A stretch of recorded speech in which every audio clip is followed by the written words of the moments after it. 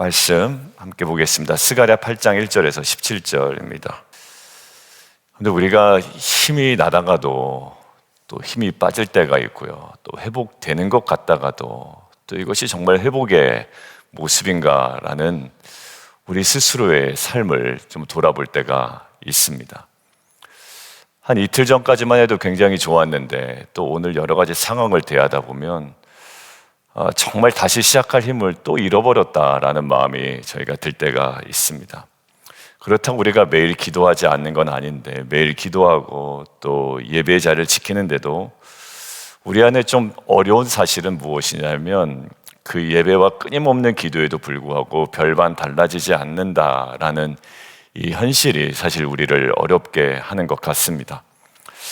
오늘 말씀의 배경이 되는 우리 이스라엘 백성들이 아마 그런 상황이었던 것 같고 또 그런 상황을 성경에 계속 알려주는 것은 우리의 일상이 사실 그렇습니다. 하루 나와서 기도하고 또 한 달, 일주일 기도한다고 대번에 변하는 건 아니죠. 우리 지금 새벽에 꾸준히 나와 기도하고 계신 분, 또 목요일 날도 끝나고 같이 좀 이야기를 나눴는데 아직까지도 이제 뭔가 해결이 돼야 되고 또 지금 아직까지 모든 것들을 알 수 없는 그저 이제 우리가 기도할 뿐인 상황입니다. 자, 70년간의 포로 생활 끝에 돌아온 고국 딱 달라져 있으면 참 좋겠죠. 남편도 달라져 있으면 좋겠고 자녀들도 달라져 있으면 좋겠고 특별히 저와 여러분이 지금 경험하고 있는 비즈니스도 딱 뭔가 결정하고 왔으면 하나님께서 딱 뭔가 다르게 예전과는 다른 모습으로 우리에게 허락해 주셨으면 좋겠는데요. 폐허 그 자체였던 거예요. 성전은 다 무너져 내렸죠. 삶의 터전은요 지금 어디 하나 자리 잡을 데가 없습니다. 겨우 이제 16년 동안 공사는 중단된 채 자기네 집 터전 만드는데 이제 겨우겨우 살아왔던 겁니다. 그러니까 성전의 영광 이런 거는 전혀 없는 거예요. 아직까지 성전 재건을 시작했지만 또 온갖 방해 또 현실의 장벽 앞에 딱 멈춰져 있었습니다. 그런데 지금 이제 2년 정도 지났다고 그랬죠. 어제 본문이 다리오 왕 2년에서 어제는 다리오 왕 4년입니다. 520년에 다시 공사를 시작해서 518년 기원전 518년에 이제 어느 정도 빛을 보기 시작할 때 스가랴 선지자를 통해서 오늘 말씀하시는 거예요. 내가 시온을 위하여 뭐 한다고요? 크게 질투한다라는 거예요. 그리고 시온에 돌아와 어디에 거하겠다? 예루살렘에 거하겠다. 여러분들 돌아온다라는 이 슈브라는 단어는요 구약에서 정말 가슴 떨리는 그 표현입니다. 돌아온다라는 것은요 그 백성들에게도 너희가 나에게 돌아와라라고 말씀하시고 그러면 내가 너희에게로 뭐 하겠다? 슈브 돌아가겠다라고 이야기합니다. 여러분들 하나님의 돌아오심은요 완전한 회복을 얘기하는 거거든요. 자, 이 말씀은 이거예요. 너희가 나를 잊었을지라도 많이 잊었죠. 그런데 한순간도 나는 너희를 잊은 적이 없다라고 이야기를 하십니다. 너희가 무기력하게 주저앉아 있을지라도 나는 너희를 향한 계획을 멈춘 적이 없다. 다시 너에게로 돌아온다라고 이야기를 하십니다. 정말 무기력과 절망 속에 지금 아무것도 할 수 없는 우리 사랑하는 성도님들도 계십니다. 오늘 이 말씀이 이 약속의 말씀이 우리 성도님들을 향한 하나님의 음성으로 들려지기를 간절히 원하고요. 그리고 하나님이 돌아오셔서 멈춰있던 우리의 삶에 다시 한번 회복의 은혜를 부어주시기를 주님의 이름으로 축원드립니다. 우리 첫 번째 우리 함께 묵상할 내용인데 하나님이 어떤 분이시냐면 하나님은 여전히 우리의 회복을 위해 열심을 품고 계시다라는 거예요. 무엇을요? 회복을 위해 열심을 다하신다. 여러분들 그 열심을 다하는 모습들은 참 아름다워요. 여러분들 자꾸 운동 얘기해서 죄송합니다.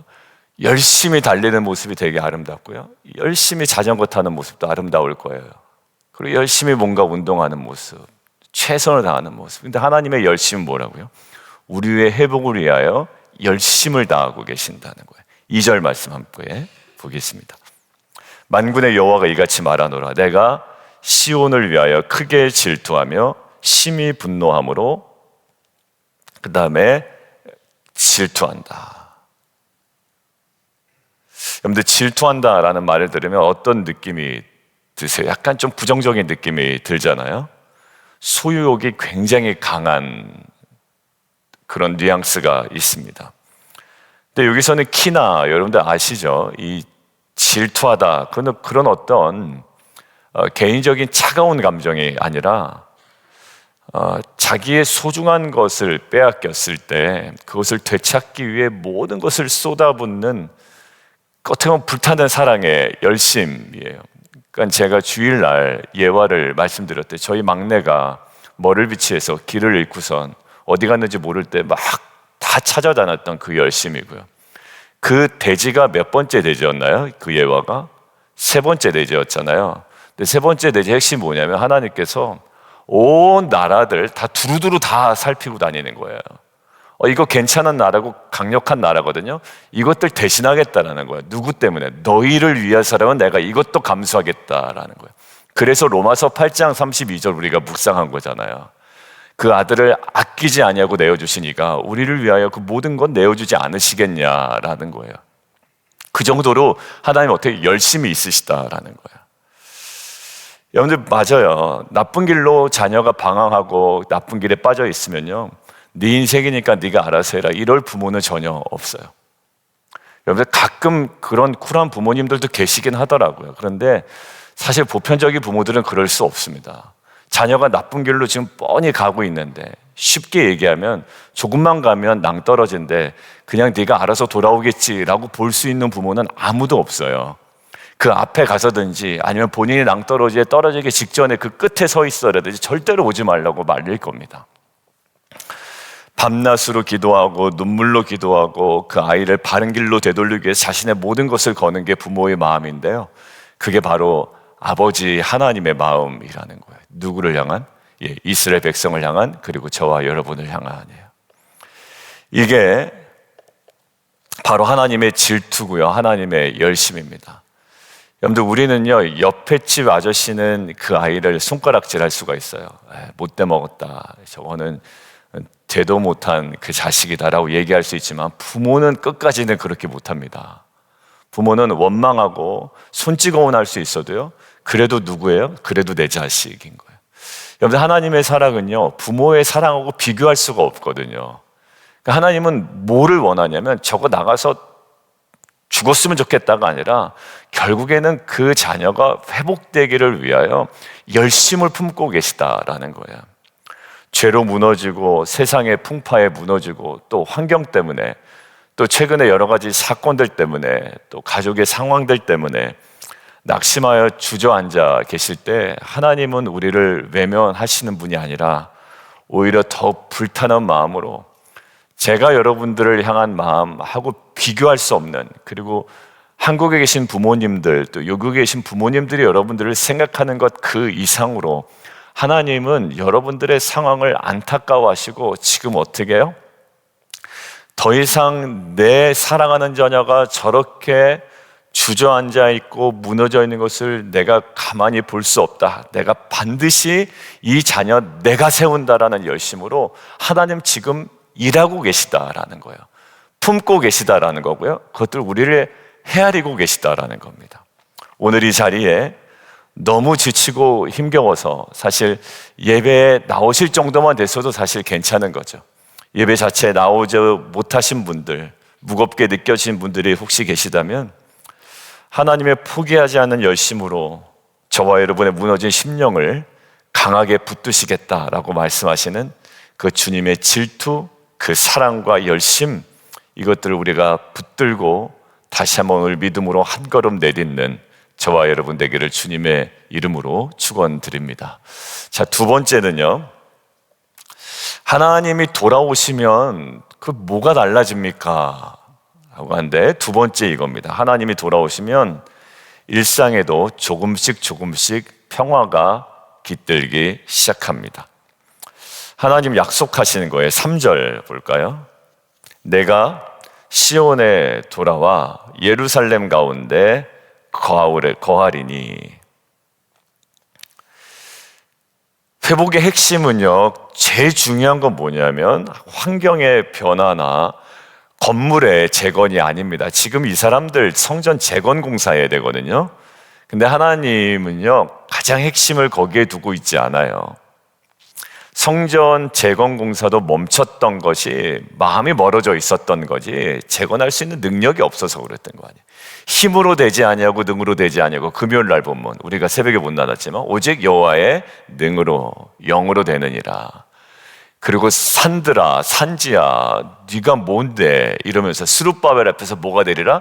평지가 되리라. 이게 금요일날 나누지 못해서 좀 안타까웠는데요. 그래서 토요일날 새벽에 여러분들과 함께 붙들고 주일 예배가 그랬으면 좋겠습니다라고 제가 기도했는데요. 여러분들 회복은 뭐냐면 하나님의 임재예요. 우리가 주일에도 말씀드렸듯이 마태복음 1장의 핵심은 하나님이 우리와 함께 계시다 임마누엘이었고요. 28장 제자들을 두고 하나님 주님 승천하실 때에 내가 세상 끝날까지 너희와 항상 함께 있겠다라는. 여러분들 우리가 오늘 누려야 되는 핵심이 뭐냐면 하나님 지금 우리와 함께 계시다. 요셉의 삶이 뭐였다고요? 요셉이 감옥에도 갇혀있고 억울하게 지금 팔려가기도 했고 그렇지만 창세기는 계속 우리에게 요셉의 삶을 이렇게 얘기합니다. 여호와 하나님께서 요셉과 함께 하심으로 그의 상황이 어떠하든지 간에 그의 삶이 어떻다고요? 형통했다라는 거예요. 여러분들 저와 여러분이 오늘 누려야 되는 것은요, 하나님께서 이곳에 함께 계시다라는 거예요. 여러분들 여호와 삼마라는 게 어디 나오는지 아세요? 에스겔에 나옵니다. 에스겔은 뭐예요? 에스겔의 환상처럼 이렇게 나오죠. 에스겔의 환상의 마지막 무슨 그림이 나오는지 아십니까? 기존에 가지고 있던 성전과는 전혀 다른 실측, 전혀 다른 사이즈의 성전이 막 나와요. 마지막 에스겔 마지막 본문에. 그리고 맨 마지막 이 단어가 뭐냐면 여호와께서 그곳에 계셨다라는 거예요. 여호와 삼마예요. 여러분들 결국 회복된 그림은 예전과는 비교할 수 없는 성전의 광대함에 있지 아니하고요, 여호와께서 그곳에 계신다라는 여호와 삼마, 여호와 그의 임재, 임마누엘에 있어요. 여러분들 결국 하나님이 돌아오셨을 때 어떤 변화가 일어나요? 4절과 5절을 보십시오. 거리에 늙은 남자들, 늙은 여자들 다시 앉게 된대요. 그리고 아이들이 뛰놀았다고 이야기하죠. 단순히 인구가 늘어난 이야기는 아니에요. 전쟁과 포로 생활이었잖아요, 그들이. 잘 그려보십시오. 전쟁과 포로로 살았던 사람. 그런데 완전히 끊어졌던 세대였을 거예요. 그런데 그 끊어졌던 세대가 지금 어떻게 됩니까? 이어지고 있습니다. 죽음의 공포와 절망으로 가득했던 거리에 무슨 소리가 들려요? 아이들의 웃음소리가 들리는 거예요. 여러분들 가정 안에 웃음소리가 언제 들었는지 모르겠어요 라고 하는 가정도 제가 들었습니다. 각자 노니까요, 뭐 하는지 모르겠어요. 근데요, 가정 안에 막 웃음소리가 들려요. 그러니까 저희는요, 이제 뭐 와보신 분 알겠지만 이제 아파트에 있으니까 딱 한 공간이 딱 눈에 다 보이잖아요. 그 애들 소리도 다 들려요. 그럼 하다 보면 흐뭇할 때가 있어요. 제 방에서 설교 준비하다가 막 그 두 자매하고 오빠랑 막 떠들면서 막 낄낄대고 웃고 막 서로 장난스럽게 얘기하지만 이제 장난스럽게 얘기하는 거죠. 막 하면서 막 얘기합니다. 그럼 제가 안에 있다가 야, 참 듣기 좋다라고 생각할 때가 있어요. 그런데 집안이 조용한 거는요, 되게 적막해요. 아이들 다 나가고 저희 단둘이 있을 때가 또 있거든요. 또 그거 나름대로 또 분위기도 있습니다. 운치도 있고 또 그냥 편안하게 또 이야기하기도 좋고. 그런데 아이들이 막 복작복작하고 막 웃고 떠들고 막 소리 지르고 뭐 얘기하고 이러는데요, 이게 참 좋은 거예요. 지금 어떤 장면이냐면 사람들이 많아서 복잡하다는 느낌이 아니잖아요. 전쟁과 폐허 때문에 세대가 단절되는데 지금 다시금 아이들의 소리가 들린다라는 거예요. 가장 연약한 노인과 아이들이 평화롭게 거리를 막 걸어 다녀요. 이것이야말로 진정한 평화, 그리고 이 샬롬의 모습이라는 거예요. 샬롬의 모습이야. 저는 이 평화로의 일상의 그림이 참 좋습니다. 뭐 위대한 기적 사건이 아니라 그냥 일상에서 우리가 누리는 이 그림. 여러분, 이게 뭐 대단한 그림이에요? 아니잖아요. 그런데 이 그림을 회복된 그림으로 보고 있다고요. 저는 저와 여러분의 가정의 일상에 어찌 보면 그냥 지나가는 매일매일의 반복되는 모습이 하나님께서 이미 허락한 회복의 그림이라고 오늘 다시 한번 믿음으로 고백하고 선포하고 누리시는 저와 여러분 되기를 주님의 이름으로 축원합니다. 여러분들 돈 하지 마세요. 돈. 돈은 필요하지만 돈 하다가 그냥 돈의 노예가 돼버려요, 어느 순간. 그래서 모든 것의 우선순위가 거기에요. 모임보다는 돈, 예배보다는 돈, 그리고 다른 것보다는 다 돈이에요. 그러니까 여러분들 딱 시간이 여러분들의 가치관이고 또 돈이 가치관이라고 이야기하잖아요. 결국 하나님께 주신 이 아름다운 풍경, 자연스러운 풍경, 자연스러운 집안의 환경, 이 온도, 그 다음에 웃음소리, 이것이 하나님께서 원하시는 회복의 그림인 줄 믿습니다. 여러분들 가정의 분위기가 냉랭하고 쌀쌀하다면, 부부관계가 또 부모와 자녀 관계가 멀어지고 단절되어 있다면, 또 직장에서의 시간이 숨막히고 계속 지쳐간다면 오늘 다시 한번 우리가 누려야 됩니다. 뭘 누려야 돼요? 우리가 애쓰기 전에 하나님의 그곳에 다시 돌아오심을 느끼고 임재를 누리고 하나님께서 임하시면 차가운 가정에도 웃음소리가 다시 한번 회복될 거고요. 막힌 관계에서도 성령의 그리고 생명의 대화가 우리 가운데 이어질 줄 믿습니다. 그래서 그것이 저와 여러분의 간증이 되었으면 좋겠어요. 그냥 어느 교회든 그랬대, 또 어느 집사님은 그랬대가 아니라 여러분들 그렇게 하나님의 거룩한 임재와 돌아오심을 통해 회복된, 그리고 이미 회복된 가정의 놀라운 은혜를 저희가 전하고 누리며 또 살아가는 귀한 공동체 되기를 주님의 이름으로 축원드립니다. 우리 세 번째요, 회복은요, 하나님이 하신다는 믿음으로 손을 강하게 하는 겁니다. 회복은요, 그냥 단순히 연명하는 게 아니에요. 연명하는 그림이 아니라, 하나님이 하시는구나 라는 생각을 가지고 믿음으로 손을 강하게 하는 거라고요. 자, 하나님은 고통스러운 현실을 누구보다도 잘 알고 계세요. 지금 우리 성도님들의 오픈되지 않은 다양한 상황들을 너무나도 다 알고 계십니다. 10절 보세요. 이날 전에는 사람도 삭슬 얻지 못하였고 짐승도 삭슬 받지 못하였고 사람이 원수로 말미암아 평안히 출입하지 못하였고, 아무리 애를 써도 아무런 소득과 희망도 없었던 시절을 보낼 때가 있었다라는 겁니다. 그런데 하나님 선포하시죠. 12절 뭐라고 하시나요? 12절 같이 한번 읽습니다. 12절요. 그리고요, 이렇게 하나님께서 약속을 하시고요, 그 다음에 9절과 13절에 반복해서 명령하시는 게 눈에 들어와요. 자, 9절 뭐예요? 자, 이같이 말하노라. 건축하려 시대 쌌던 날에 선지자의 입의 말을 이날에 듣는 너희는 뭐라? 손을 경고히 할지어다. 그리고 13절 뭐 하래요? 두려워하지 말지니라 라고 이야기가 뭐 하래요? 손을 경고히 할지어다. 강하게 하라라는 거예요. 왜 우리 손이 약해질까요? 희망이 보이지 않을 때, 노력해도 소용이 없다고 할 때 그냥 포기 딱 해버리잖아요. 두 손을 그냥 축 늘어뜨린 채 살아가게 됩니다. 근데 하나님 그때 우리에게 얘기하는 거예요. 그냥 여러분 포기할 때, 그냥 쉽게 얘기하면 포기할 때, 상황도 그렇고 나도 힘도 없고 늙었고 그다음에 뭐 돈도 없고 체력도 없고 이제 딱 포기할 때, 근데 하나님 그때 뭐라고 하시면, 그래 너 없지, 예전에 삭도 얻지 못하였고 그랬어, 맞아. 그런데 이제는 다르다라는 거야. 뭐가 달라요? 딱 달라지는 거 하나 있습니다. 이제는 내가 일한다라는 거야. 이제는 내가 일할 것이니 너희가 어떻게 그 믿음으로 모아라. 믿음으로 손을 강하게 하라라는 거야. 이것은 우리의 힘으로 무엇인가를 이루라는 명령이 아니라는데 그게 복음의 메시지가 있습니다. 너의 힘으로 이루어내라라는 게 아니라 내가 할 것이니 너희는 그 믿음으로 너희의 손을 어떻게 강하게 하라, 견고하게 하라라는 거예요. 여러분, 결국 그 자리에서 기도의 손을 들고 순종의 삽을 들라는 믿음의 초청이라고 저는 믿습니다. 여러분들, 오랜 가뭄이 계속되는 땅에서 농부가 씨앗을 심는 것과 똑같은 일이라고 생각이 들어요. 당장 비가 올 기미가 보여요? 안 보입니다. 지금 안 보여요. 땅은 계속 먼지만 풀풀 날립니다. 쩍쩍 갈라지는 거예요. 사람들은 어리석다고 손가락질 할지 몰라요. 근데 농부는 어디를 바라봅니까? 지금 옆에 뭐도 없어요. 예전에 애굽 땅 옆에는 나일강이라도 있는데 나일강도 없습니다. 어디를 바라봐요? 우리가 들어가야 되는 약속의 땅은 무엇을 바라봐야 되는 땅이라고 얘기했죠? 하늘을 바라봐야 되는 땅이에요. 하나님께서 신명기에 너희가 약속의 땅에 들어가면 애굽 땅과는 달라서 땅이 되게 쉽지가 않아.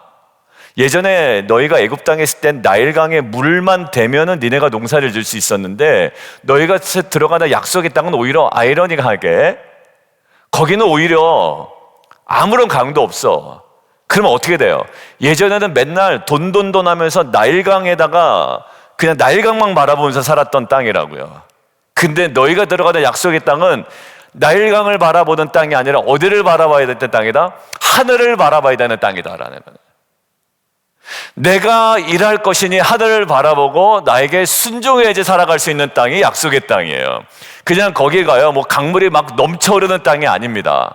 실제로 여러분들 가보세요. 그 땅이 막 농사가 잘 될 만한 땅이든가요? 아니에요. 젖과 꿀이 흐르는 땅이라는 것은요, 그런 의미가 아닙니다. 젖, 꿀, 낙농 제품이 생산될 수 있는 땅이라는 뜻이지 막 젖과 꿀이 어디서 막 흘러 넘친다는 땅이 아니에요. 그 당시의 표현이. 여러분들 결국 믿음으로 손을 강하여 밭을 가는 거예요. 그리고 손을 강하게 하는 것은 바로 이렇습니다. 상황은 여전히 어렵지만 이제는 다를 거다라는 거, 하나님 일하실 거다. 그리고 약속하신 하나님을 믿고 믿음의 씨앗을 심는 거예요. 저는 이 장면을 묵상하는데 창세기에 그 노아가 생각이 났어요. 여러분들 노아가 다 방주를 만들죠. 그런데 방주를 굉장히 오랫동안 만듭니다. 뭐 누구는 120년이라고 하는데 실제적으로 계산을 해보면 최소 70년, 80년을 만들었던 거예요. 여러분들 우리 권사님들 태어나셔서 지금까지 계시는데 지금까지도 아직 방주가 완성이 안 된 상태라는 겁니다. 여러분들 이건 뭡니까? 하나님께서 하실 것이니 너희 손을 강하게 하라는 순종으로 나아갔던 게 바로 이 노아의 모습인 것 같아요. 여러분들 이것을 끝날 시점을 알려줬다면 아마 못했을 거예요. 근데 단 한 가지는 알려주는 거예요. 하나님께서 함께 하신다. 하나님께서 해내신다. 그리고 하나님께서 정작 뭡니까? 나에게 말씀하셨다라는 거 아니에요. 우리가 믿음으로 손을 들 때 하나님은 포도나무가 열매를 맺게 하십니다. 땅에 어떻게 해요? 산물을 내게 하시는 거예요. 지금 여러분들 기도하고 있는 거 있잖아요. 배우자를 위해서, 자녀를 위해서 지금 딱 막혀 있어요. 그리고 지금 어디로 갈지 몰라, 이 상황이. 간절히 지금 기도합니다. 지금 상황이 어떻게 갈지 몰라요. 그러니까 지금 타이밍도 잡기도 하나님께서 해주셔야 되고 이것을 어떤 식으로 풀어나가야 될지도 다 하나하나가 기도 제목이잖아요. 그런데 거기에 하나 확신 가지고 지금 날마다 기도하는 것은 뭐냐면 하나님께서 이것들을 해가신다. 그 어느 정도까지 이제 믿음이 들어왔냐면 그 가정이 혹시 내가 원하는 그쪽 방향이 아니더라도 다른 방향으로 이것이 풀리더라도 하나님은 분명히 이것 나름대로 분명한 계획을 갖고 계시다라는 것들을 가족과의 대화를 이미 하셨더라고요. 그러니까 이렇게 되면 너무나도 좋지만 이렇게 되지 않더라도 하나님은 이 방법 가운데 이 선함을 또 갖고 계실 거야 라는 거예요. 여러분 거기에 확신이 뭐냐면 하나님 어떻게 해서든지 무엇인가를 행하신다라는 거예요. 저는 그 이야기를 듣는데 오히려 마음 편하게 그러나 집사님 그러나 우리의 1순위는 이렇게 기도해요 라고 제가 말씀을 드렸어요. 오늘 하나님이 우리에게 말씀하십니다. 이제는 다를 거야 라는 거예요. 왜? 그 약속의 한마디면 충분합니다. 사랑하는 성도들, 오늘 말씀 맺겠습니다. 지난주에 우리 스가랴서 계속 묵상해 왔고요. 어제 7장을 통해 형식적인 신앙에 대한 하나님의 어떤 책망을 들었어요. 근데 어제 그 책망이지만 참된 경건이 무엇이냐라는 것들을 우리가 묵상해 본 본문이었습니다. 하나님은 단순히 참된 경건, 그렇지 않은 것에 대한 책망 이렇게 얘기하신 분이 아니라 결국 더욱더 우리에게 돌아오시는 하나님의 뜨거운 사랑, 뜨거운 메시지가 오늘 8장에 있습니다.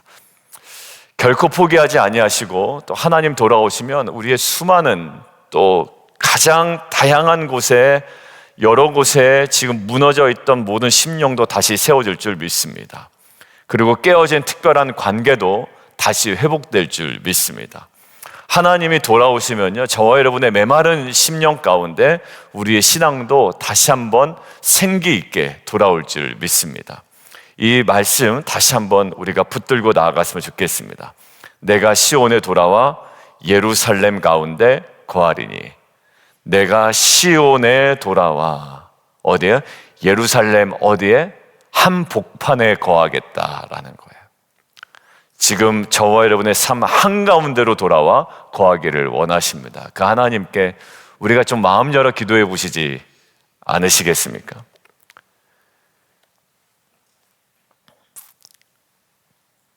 여러분들이 다시 무너짐의 원인이 되었던 삶을 반복하지 않는 삶을 살기로 우리가 결단해야 될 것이 오늘 이제 마지막 부분에 있습니다. 이거는 나중에 여러분 개인적으로 묵상해 보세요. 윤리적인 어떤 도전을 하시잖아요. 그러니까 결국 화평의 사람으로 거듭나고 진리의 사람으로 거듭나고 또 세상 속에서 하나님의 살아계심을 증거하는 결국 통로로 살기 위한 하나님의 은혜와 또 도전의 모습인 줄 저는 믿습니다. 계속 스가랴에서도 얘기하죠. 결국 이것이 세상의 증거가 될 것이고 로마서에서도 우리의 성숙된 믿음이 하나님의 살아계심을 증거하는 산 제물로서의 삶이 될 거라고 이야기를 합니다. 저는 최진선 집사님의 그 기도가 많은 사람들에게 또 도전이 되고 은혜가 되고 격려가 되었던 것처럼 또 지금 아직 다 또 오픈하지 못하는 기도 제목들이 좀 많이 있거든요. 또 법원에 관한 어제 얘기도 그렇고 또 지금 또 함께 기도하고 계신 가정도 있고, 근데 그것들도 결국 하나님이 가장 선하게 인도하셨습니다라는 우리의 그 고백이 결국 우리 하나님 살아계심을 증거하는 귀한 간증과 우리의 삶이 되기를 주님의 이름으로 축원합니다. 함께 기도하겠습니다. 우리 함께 좀 기도할 때요, 첫 번째, 오늘 말씀처럼 내 삶의 무너진 자리에 주님 다시 돌아와 주십시오. 내 예루살렘 한가운데 하나님 돌아와 주십시오. 절망으로 가득 찬 내 마음에, 냉랭해진 우리의 가정에, 여러 가지 상황 때문에 서로에게 지쳐버린 내 일터와 주의 그 모든 것에 주의 임재로 인한 참된 회복을 허락하여 주옵소서. 그리고 손을 강하게 하라 하신 주님, 낙심하여 축 늘어진 우리의 두 손을 다시 붙들어 주시고 현실 앞에 무력해진 우리의 기도에 힘을 주시고 하나님이 일하실 것을 믿고 다시 일어설 수 있는 믿음을 허락하여 주옵소서. 그래야 회복의 은혜를 받은 자답게 진리와 화평을 이루게 하여 주시고 세상 속에 하나님의 살아계심을 증거하는 통로 되게 하여 주옵소서. 우리 주님 이름 한번 부르고 함께 기도합니다.